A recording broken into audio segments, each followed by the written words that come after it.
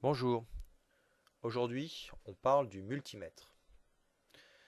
Le multimètre est un appareil capable de mesurer plusieurs grandeurs électriques. Il porte le nom d'ampère-mètre lorsqu'il est utilisé pour mesurer des intensités qui s'expriment en ampères. Il porte le nom de voltmètre lorsqu'il est utilisé pour mesurer des tensions qui s'expriment en volts. Il porte le nom d'ohmmètre lorsqu'il est utilisé pour mesurer des résistances qui s'expriment en ohms. Sur le multimètre, nous pouvons voir un écran. Nous pouvons voir également le sélecteur qui nous permet de choisir la zone de fonctionnement et le calibre. Nous pouvons voir également les bornes.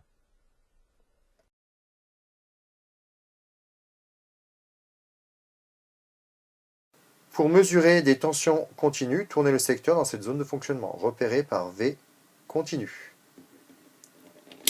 Pour mesurer des tensions alternatives, tournez le sélecteur dans cette zone de fonctionnement, repérée par V avec une petite vague. Pour mesurer des intensités continues, tournez le sélecteur dans cette zone de fonctionnement.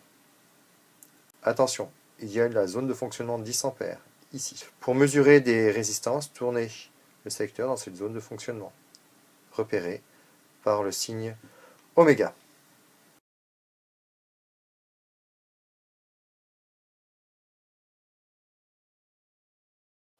Pour commencer une mesure, il faut toujours se placer sur le calibre le plus grand pour la mesure choisie. Je prends un exemple. Si nous voulons mesurer des tensions continues, le plus grand des calibres est le calibre 600 volts. Ensuite, on descendra les calibres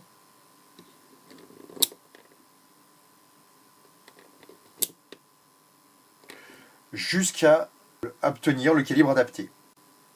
C'est celui qui est juste supérieur à la valeur mesurée. Et ce calibre adapté est celui qui présente la plus grande précision pour la mesure.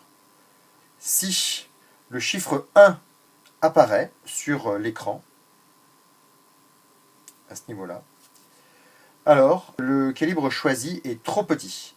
Le multimètre peut être endommagé. Dans ce cas-là, il faut remonter sur le calibre juste supérieur.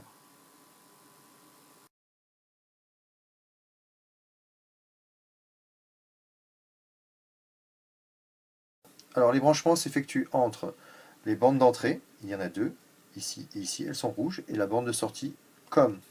On utilise cette bande d'entrée ici lorsqu'on veut mesurer une tension en volts, une résistance en ohms ou une intensité en milliampères. On utilise la bande d'entrée ici si on mesure des intensités sur le calibre 10 ampères. Ici, le branchement pour la bande de sortie COM.